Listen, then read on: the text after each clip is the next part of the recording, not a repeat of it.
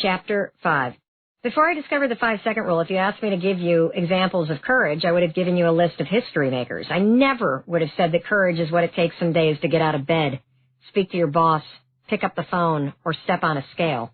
I would have told you that courage is a word used to describe acts of bravery. Courageous people, in my view, were Nobel Prize winners Malala Yousafzai, Lima Bowie, Aung San Suu Kyi, the Dalai Lama, Nelson Mandela, and Elie Wiesel.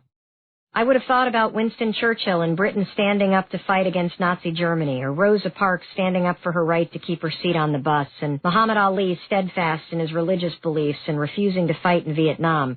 When I thought of courage, I would have been reminded of Helen Keller, who triumphed over her own disabilities to advance the rights of others, or Sir Ernest Shackleton, who overcame stunning odds, actually, to rescue the crew of the Endurance, or of Galileo, who challenged the Orthodox Church to advance science. But after using the rule for 7 years and hearing from so many people around the world, I have learned a very important certainty. Everyday life is full of moments that are scary, uncertain, and difficult. And facing these moments and unlocking the opportunity, magic, and joy in your life, it requires tremendous courage. Courage is precisely what the 5-second rule is going to give you. The rule gave Jose the courage to believe in his value and ask for a raise. As he posted on Instagram, I made a choice in 5 seconds to talk to my boss about my raise that I much deserved. I was determined I would let him know how much I'm worth. And he was so excited because he asked for and got a raise. And then when he checked his paycheck, he was shocked to see that he was given a bigger raise than he would even ask for, and his boss told him that he was, quote, too valuable, and with no hesitation not only agreed to what he asked for, but gave him even more. The rule gave Bryce the courage to put 2 years into working on and publishing his first cookbook, and he didn't stop there. He got Barnes & Noble to host a book signing. As Bryce puts it, quote, you can achieve anything that you're passionate about and willing to work for. And here's the crazy part. He was only 15 at the time when he discovered the 5-second rule and made all this happen. The rule helped Martin push past through 9 years. 9 years. How long have you been holding yourself back? Martin was holding himself back for 9 years, one excuse after another, slamming on the brakes so hard. And now he's finally going back to school and pursuing a second master's degree that's going to give him a much more fulfilling career. Juanita learned to listen to her inner wisdom using the 5-second rule. Instead of thinking about a job search and a company that her friend just recommended, she did something she had never done before. 5, 4, 3, 2, 1. She picked up the phone and called right now, right when she learned about the company. And guess what she got? She got exactly what she pushed herself to do. She got a dream job. Learning about the 5-second rule was a turning point for Gabe, and I want it to be a turning point for you too. After realizing that, quote, I was responsible for everything that happened in my life, Gabe used the rule to change his life and start his own virtual reality company. And today, he's in the middle of creating the career of his dreams. 1, 5, 4, 3, 2, 1, push at a time. Another person whose life was changed when she discovered the courage that the rule gives you is Kristen. Her life was forever altered because her boyfriend now has a way to battle his drug addiction. You see, whenever he feels the desire to, quote, go back to one of those drugs that he used to be addicted to, he uses the 5-second rule to fight his addiction, retrain his mind, and take control. He counts backwards 5, 4, 3, 2, 1 whenever he feels the urge to reach for the drugs, and that triggers new behavior. And as she puts it, his mindset completely changes and he goes about his day. Courage is, in fact, what I needed to get out of bed. It was scary to get out of bed because it meant facing my problems. You know, I can look back on it now and it looks like a cakewalk. But when I was going through it, it felt insurmountable. It was really, really scary to admit to myself that I was 41 years old and my life and my career had hit a dead end. It was overwhelming to consider that I might not be able to fix this. Courage is what my daughter needs to put down the pen in her high school history class and raise her hand. It's what your team needs to escalate their concerns to you, and it's what your kid needs to be able to talk to you about what's really going on. Putting up your online dating profile can feel like an act of bravery. So can blocking an ex on social media. Adopting a new technology for your business or walking in the door of your home and facing your problems head on instead of pouring a drink and zoning out in front of the TV. That takes courage, too. You know, as I began to write this book and I started collecting stories of people around the world who are using the rule, it became very clear that inside every single decision that you make, there exists 5 seconds of courage that can change absolutely everything about your life. And the more the word courage came up, the more I began to wonder if there was something about one of these historic moments of courage that would help me better understand the nature of courage itself. Now, the first person that came to my mind when I thought about courage was Rosa Parks. You probably know the story of how Rosa Parks sparked the modern American civil rights movement on a chilly December evening in 1955, when she quietly refused to give up her seat on the bus for a white passenger. Her moment of courage teaches us all that it's not the big moves that change everything. It's the smallest ones in your everyday life that do. Now, she didn't plan what she did that night. Mrs. Parks described herself as the kind of person who, quote, tried to be as careful as possible to stay out of trouble. The only thing she planned on doing that evening was to get home after a long day at work and have dinner with her husband. It was just an evening when she boarded that bus, like any other evening on her commute home, until one decision changed everything. Curious about that moment and that decision, I dug in and researched everything I could find about Mrs. Parks from the National Archives, biographies, radio interviews, and newspaper articles. What I found is incredible. Just weeks after her arrest, on December 1st, 1955, she gave a radio interview to Sidney Rogers on Pacifica Radio, and the National Archives website has a recording of it. I listened to it over and over and over again. Here's how Rosa Parks described that historic moment in her own words. As the bus proceeded out of town on the third stop, the white passengers had filled up the front of the bus. When I got on the bus, the rear was filled with colored passengers, and they were beginning to stand. The seat I occupied was the first of the seats where the Negro passengers take as they on this route. The driver noted that the front of the bus was filled with white passengers, and there would be 2 or 3 men standing. He looked back and demanded the seats that we were occupying. The other passengers very reluctantly gave up their seats, but I refused to do so. The driver said that if I refused to leave the seat, he would have to call the police, and I told him, just call the police. Then the radio interviewer asked her the million-dollar question. Here is the question. What in the world ever made you decide to be the person who, after all these years of Jim Crow and segregation, what made you at that particular moment decide you were going to keep that seat? She replied, very simply, I felt that I was not being treated right, and that I had a right to retain the seat that I had taken as a passenger on that bus. He pressed her again, noting that she had been mistreated for years. I mean, she had ridden this bus every night home after work. She knew the driver, you guys. He wanted to know what made her decide in that moment. She paused, and she said, the time had just come that I had been pushed as far as I could stand to be pushed, I suppose. He asked her if she planned it. She said no. He asked her if it just sort of happened, and she agreed. Just sort of happened.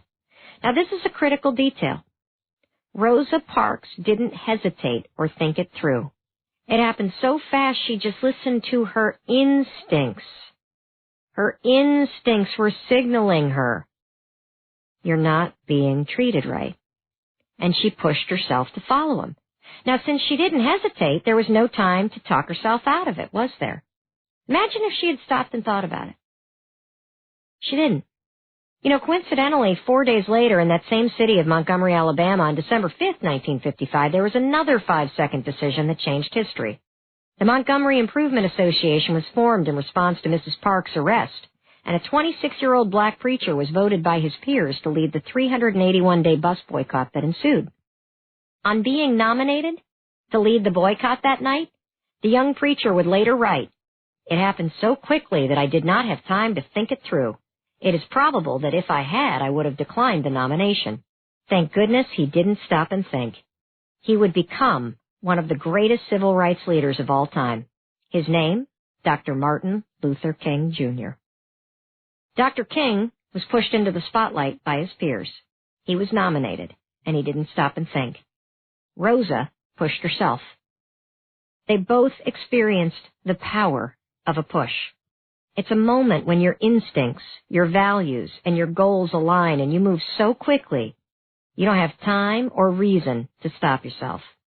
Your heart speaks. You don't think. You listen. You listen to what your heart tells you to do. Greatness, it's not a personality trait. It's inside all of us. It's inside of you. And sometimes it's really hard to see it. I mean, Rosa Parks was described by everybody who knew her as quiet and shy. She never thought she would, quote, be the one to do such a thing. And you probably don't think you're the one to do such a thing either. Dr. King, he famously struggled with self-doubt and fear in the beginning days of the civil rights movement. Reflecting back on the radio that night in 1956, you know what Rosa Parks said? The interviewer actually asked her about this, about, did you plan this, and, did you think it through? And Mrs. Parks said, I hadn't thought I'd be the person to do this. It hadn't occurred to me. Probably hasn't occurred to you either what great things you might accomplish and be capable of at work or in your lifetime. I wanted to tell you Rosa Parks' example because it shows you that we are all more than capable of finding the courage to act out of character when the moment matters. Yes, it's true, as Rosa explained on air in 1956, that she was pushed as far as she could stand to be pushed by a system of discrimination.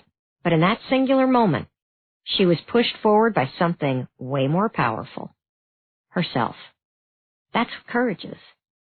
Courage is a push. The kind of push we give ourselves when we stand up, speak up, show up, go first, raise our hand, or do whatever feels hard, scary, or uncertain. Do not look at your heroes in history and business and art and music and assume that somehow they're different than you. It's not true. Courage is a birthright. It's inside each and every one of us. You were born with it, and you can tap into it anytime you want. It's not a matter of confidence. Courage is not a matter of education or status or personality or profession. It is simply a matter of knowing how to find it when you need it. And when you need it, I guarantee you are going to be alone. It's going to be just you sitting there in a meeting at work, standing in your kitchen, riding the subway. You're going to be looking at your phone or thinking about something, and all of a sudden, it's going to happen. Something's going to go down. And your instincts, they're going to come alive. You're going to have this urge to act. Your values, they're going to tell you what you should do. And your feelings, you know what your feelings are going to do? Your feelings are going to scream, no! That is the push moment. You don't have to have the answers. You just have to make a decision in the next 5 seconds. Dan was alone at his computer thinking about registering for summer classes. You see, he wants to earn his college degree, but at the age of 44, the idea of starting as a freshman is nothing short of terrifying. Courage is what Christine needs. She's sitting in a marketing meeting in Plano, Texas. She has this great idea to share, but she wonders, is this going to sound stupid? Tom, he's alone. He's standing in a bar in Chicago. That's the moment he sees her. He can't look away. Now, he can either turn back towards his friends and pretend to care about the football game they're discussing, or he can find the courage to start walking toward her. The entire sales organization of a financial software company feels discouraged right now in Nashville. They've hit their numbers 3 years in a row, and quotas, they just got raised again. Alice in England. She needs to push herself out the door to go for a run. She's inspired by her friend on Facebook, but boy, oh boy, does she feel discouraged by how long it's been since she exercised last. And halfway around the world, Patel. He cannot stop thinking about a friend whose son just died in a car accident. He doesn't know what to say, and the thought of losing his own son terrifies him. He tells himself, okay, it'll be easier if I just wait a few days. But the urge, the instinct to pick up the phone, to stop by the house, to go see his friend, to do something, lingers. But it scares him. In China, Sai's just signed on as a distributor for a new skincare line. Now, she's got at least a dozen people she wants to call, and she's alone as she looks at her phone and hesitates. What if they think I'm being pushy? In Queensland, Todd knows exactly what he wants to do with his life, and it isn't studying law. It's physical education. He's sitting alone in taxation class. But before Todd can take control of his future, he'll need the courage to face his parents' disappointment. And Mark is lying in bed in Auckland. It's 10:30 at night, and he turns and he looks at his wife as she's reading her book. He would love to make love to her, but he assumes she's not in the mood. He really wants to lean toward her, kiss her shoulder, but he's terrified of getting rejected. He needs courage to lean toward her after so many months of feeling like a roommate. These stories are real, and they're just the tip of the iceberg. They highlight the struggle between our desire to change our lives and our fear of it. They also reveal the power that everyday courage has to transform everything. Seth Godin once wrote, "A different part of our brains is activated when we think about what's possible rather than what's required." I believe the same is true when we think about being courageous rather than focusing on the fears that stop us. It's the difference between focusing on the solution rather than the problem. And that tiny, tiny switch is mentally liberating. There's something powerful when you frame my struggle to get out of bed, Patel's struggle to call his friend, a sales organization's struggle to embrace a higher sales goal, and Alice's struggle to exercise as acts of everyday courage. After all, courage is just a push. When you push yourself, you may not change the world, the laws, or spark a civil rights movement, but I guarantee you'll change something equally as important. You'll change yourself.